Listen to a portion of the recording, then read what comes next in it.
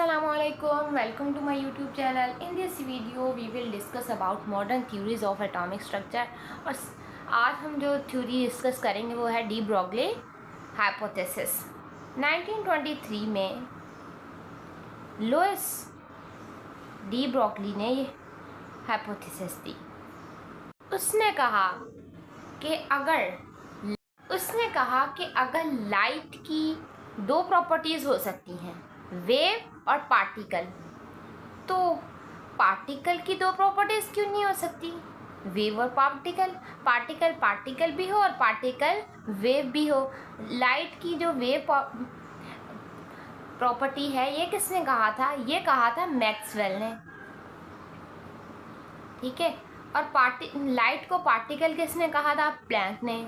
आपको पता है ना, मैक्स प्लैंक की एक थ्योरी है, हमने लास्ट लेक्चर में भी डिस्कस करी थी।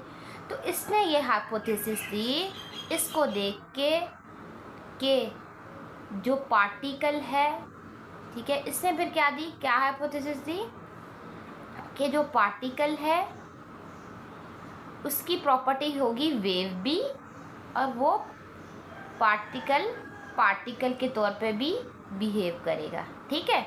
ये किसकी है? डी ब्रोगली ने दी। इसने कहा कि ऑल मैटर हैज़ पार्टिकल, कि तमाम मैटर क्या रखते हैं? पार्टिकल रखते हैं। और साथ में कौन सी नेचर रखते हैं? वेव नेचर रखते हैं। लेकिन किस लेवल पे रखते हैं? माइक्रोस्कोपिक लेवल पे रखते हैं, छोटे लेवल पे। आपको पता है माइक्रो का मतलब होता है वेरी वेरी स्मॉल। माइक्रो का मतलब आपको पता है ना, 10⁻⁻⁶ होता है। कितना छोटा है इसका मतलब? वेरी स्मॉल, ठीक है। तो इसने कहा कि मैटर के अंदर पार्टिकल होते हैं और वो पार्टिकल की वेव नेचर भी होती है। और किस लेवल की इसने सिर्फ बात की? माइक्रोस्कोपिक लेवल की बात की। डी ब्रोगली ने क्या किया? इसने कंबाइन कर दी आइंस्टाइन की इक्वेशन और प्लैंक इक्वेशन को। इसने कंबाइन करके एक इसने छोटी सी डेरिवेशन ड्राइव कर ली, ठीक है। आपको पता है कि जो प्लैंक की इक्वेशन है वो क्या है? E = hv। E क्या है? E है एनर्जी, H क्या है? प्लैंक कांस्टेंट, ठीक है, प्लैंक कांस्टेंट। और V क्या है? आपको पता है, ये पूरी है इक्वेशन, ठीक है। और V क्या है? फ्रीक्वेंसी ऑफ लाइट,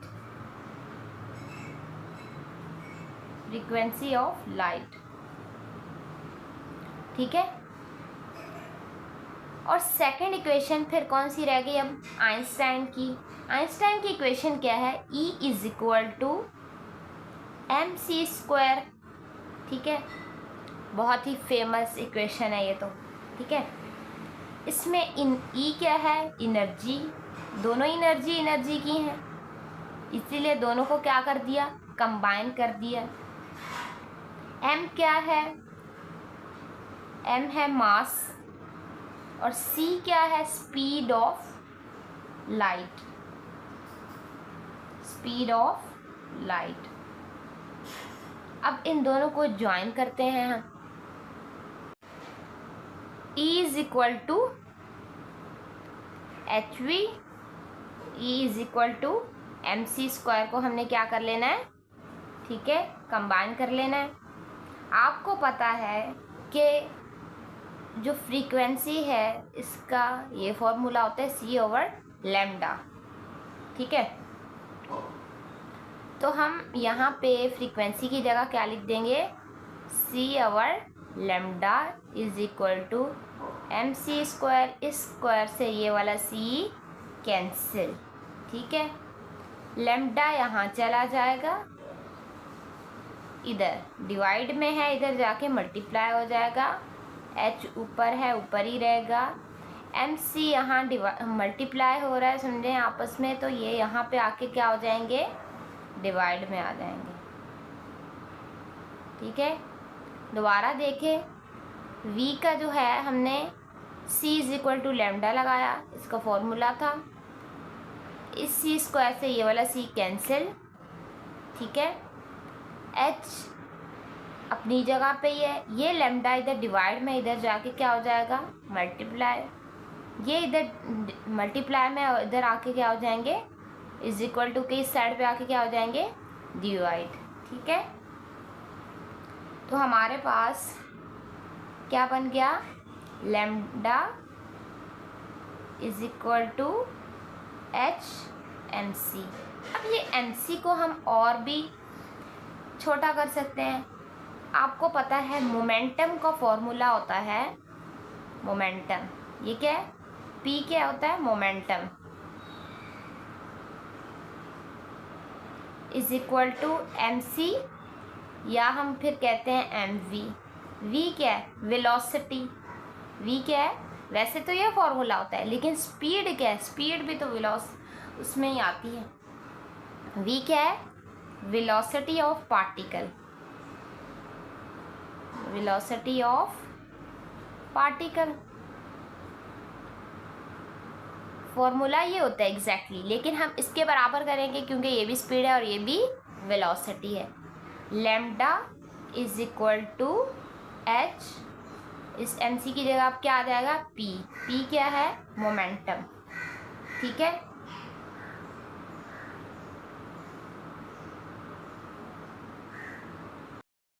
तो एग्जाम्पल डिस्कस करते हैं। सबसे पहले ये डिस्कस करते हैं कि हमारे पास एक बॉल है, ठीक है। आपको पता है इसका मास क्या होता है, ज़्यादा, ठीक है।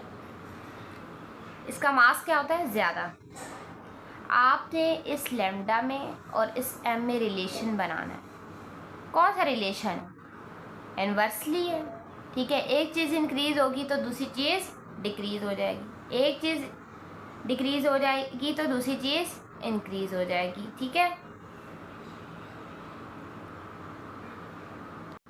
आपने बॉल फेंकी, ठीक है, तो क्या उसकी वेव जो इस तरह, लेट्स सपोज हमारे पास एक एग्जांपल है, हमारा जो डी ब्रोगली था उसने माइक्रोस्कोपिक लेवल की बात की, हम दोनों को कंपेयर करते हैं।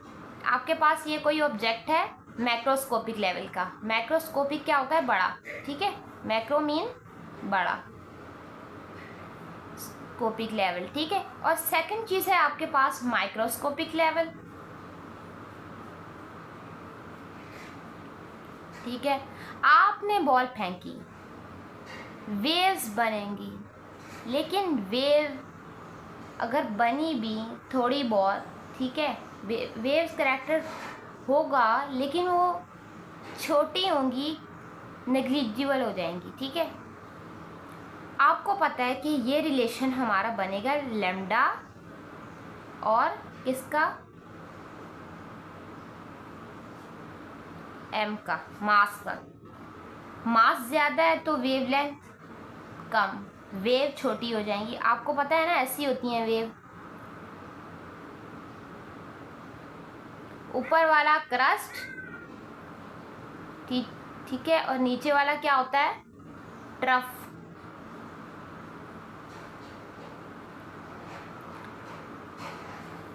ये अगर इस वाले में मास बड़ा है तो ये वेवलेंथ जो है, वेव करैक्टर क्या हो जाएगा, कम हो जाएगा इसमें। अब माइक्रोस्कोपिक लेवल की बात करें, माइक्रोस्कोपिक लेवल में क्या, माइक्रोस्कोपिक लेवल की बात करें, इलेक्ट्रॉन की बात करते हैं, ठीक है। इलेक्ट्रॉन का मास आपको पता है क्या होता है, निग्लिजिबल होता है। इसका मास क्या होता है, निग्लिजिबल।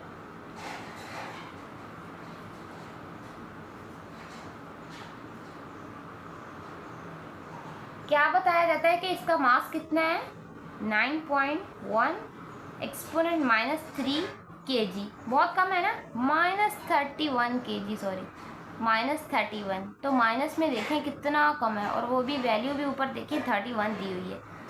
इलेक्ट्रॉन को अगर, ठीक है, मूव करवाया जाए तो ये क्या करेगा, वेव्स प्रोड्यूस होगा, करेगा, ठीक है। मास कम है और वेव कैरेक्टर क्या है, इसमें ज़्यादा छोटी चीज़ होगी तो उसकी वेव्स भी सही से नज़र आएंगी, सही से पता चलेंगी हम लोगों को, ठीक है। तो सब डी ब्रॉगली ने जो माइक्रोस्कोपिक लेवल की बात की तो उसने किस किस चीज़ के को प्रेफर किया, इलेक्ट्रॉन को और फोटॉन को। डी ब्रॉगली ने फिर कंक्लूजन क्या निकाला, इसकी हाइपोथेसिस के मुताबिक है क्या, इसने कहा कि लाइट या कोई इलेक्ट्रोमैग्नेटिक वेव ये पार्टिकल की नेचर रखती है, तो पार्टिकल की भी नेचर होगी किसकी तरह, वेव की तरह, ठीक है, या कोई इलेक्ट्रोमैग्नेटिक वेव। ये इसका पूरा कंक्लूजन है इस हाइपोथेसिस का। क्या है, अगर कोई लाइट या मैग्नेटिक वेव पार्टिकल की प्रॉपर्टी रखेगी तो एज इट इज़ पार्टिकल भी किसकी प्रॉपर्टी रखेगा, वेव की। आई होप कि वीडियो अच्छी लगी होगी। वीडियो को लाइक करिएगा, शेयर करिएगा। अल्लाह हाफ़िज़।